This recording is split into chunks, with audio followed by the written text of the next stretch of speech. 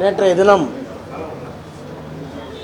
ஒன்றிய உள்துறை அமைச்சர் மாண்புமிகு அமித்ஷா அவர்கள் மதுரையில் பேசிய பேச்சுக்களை நீங்கள் அறிவீர்கள். இந்திய நாட்டினுடைய உள்துறை அமைச்சர் என்ற தகுதியை மறந்து அவர் பேசியிருக்கின்ற பேச்சுக்களின் மொத்த தொகுப்பையும் சுருக்கி சொல்வதானால் அப்பட்டமான பொய், அருவருப்பான வஞ்சகம், பிளவு நோக்கம் கொண்ட சூதுரை, இந்த மூன்றை தவிர அவருடைய பேச்சில் வேறு எதுவும் என்னால் கண்டுபிடிக்க முடியவில்லை. ஒரு நாட்டினுடைய உள்துறை அமைச்சர் ஒரு மாநிலத்திற்கு வருகிற போது அவருடைய தகுதி, அவருக்கு இருக்கிற பொறுப்பு, கடமை உணர்ச்சி இவைகளை பற்றி கிஞ்சிற்றும் கவலைப்படாமல் அவதூறுகளை அள்ளி வீசுவதும், மாற்றுக் கட்சி அரசாங்கம் அந்த மாநிலத்தில் நடந்தால் ஆதாரமில்லாத குற்றச்சாட்டுகளை சொல்வதும், மதவாத பிளவை வேண்டுமென்றே உண்டாக்கி அமைதியாக இருக்கிற ஒரு மாநிலத்தில் சட்டம் ஒழுங்கு பிரச்சனையை, கலவரத்தை தூண்டி அதன் மூலம் அரசியல் ஆதாயம்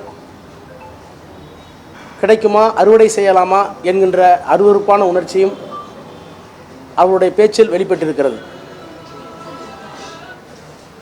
இது கூட்டாட்சி தத்துவதற்கு நல்லதல்ல.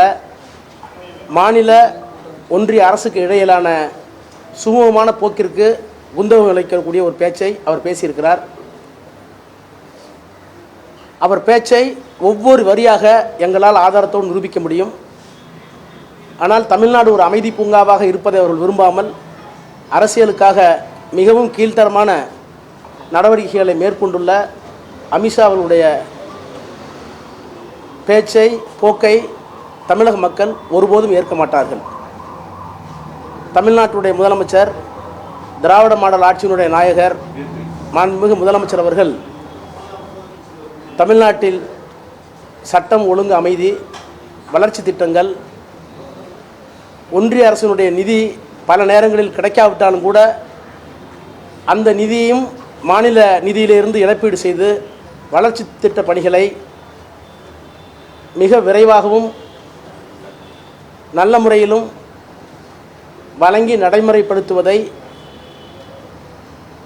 செரிக்க முடியாத ஒன்றிய அரசும் பிஜேபி கட்சியும் அமித்ஷாவை வரவழைத்து இங்கே கொண்டு வந்து இப்படிப்பட்ட கேலிக்கூத்தான, அருவருப்பான,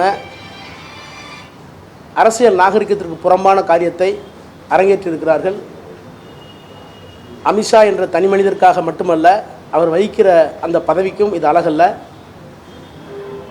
இந்த அரசியல் சித்து விளையாட்டுகளை, அருவருப்பான போக்குகளை இத்தோடு அவர் நிறுத்திக் கொள்வது நல்லது.